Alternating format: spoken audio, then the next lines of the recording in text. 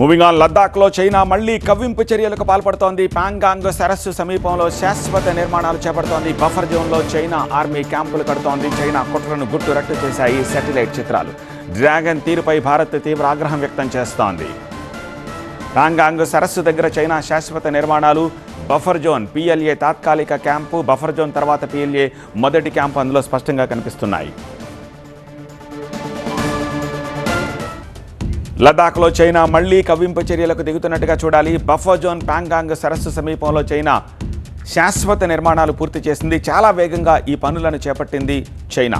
Satellite చిత్రాలు ఈ విషయాన్ని బయటపెట్టాయి. ప్యాంగాంగ్ సరస్సుకు అతి సమీపంలో నిర్మాణాలను చేపట్టడంపై భారత్ తీవ్ర ఆగ్రహం వ్యక్తం చేస్తోంది. బఫర్ జోన్లో ఏ దేశ సైన్యం కూడా ఉండకూడదు, కానీ చైనా బఫర్ జోన్లో భారీగా బలగాలను మోహరించేందుకు ఏర్పాట్లు చేస్తోంది.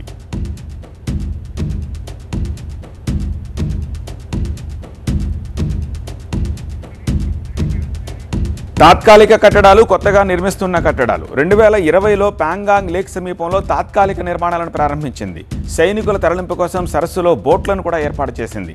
గత ఏడాది ప్యాంగాంగ్ సరస్సు సమీపంలో ఈ నిర్మాణాలను వేగవంతం చేసింది.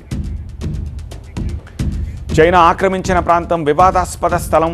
చైనా కొత్త నిర్మాణం టిబెట్ భారత సరిహద్దుల్లో ఉంది అని చెప్పేసి అంటున్నారు. లద్దాఖ్లో ఈ వివాదాస్పద స్థలంలో కూడా చైనా వేగంగా నిర్మాణాలు చేపట్టడంపై భారత్ ఆగ్రహం వ్యక్తం చేస్తోంది.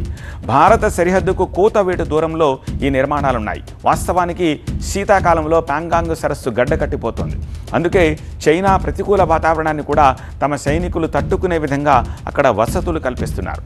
చాలా వ్యూహాత్మకంగా చైనా పావులు కదుపుతోంది. వాస్తవాధీన రేఖ దగ్గర వివాదంపై చర్చలకు సిద్ధంగా ఉన్నామని భారత్ ప్రకటించినప్పటికీ డ్రాగన్ కవ్వింపు చర్యలు కొనసాగుతున్నాయి.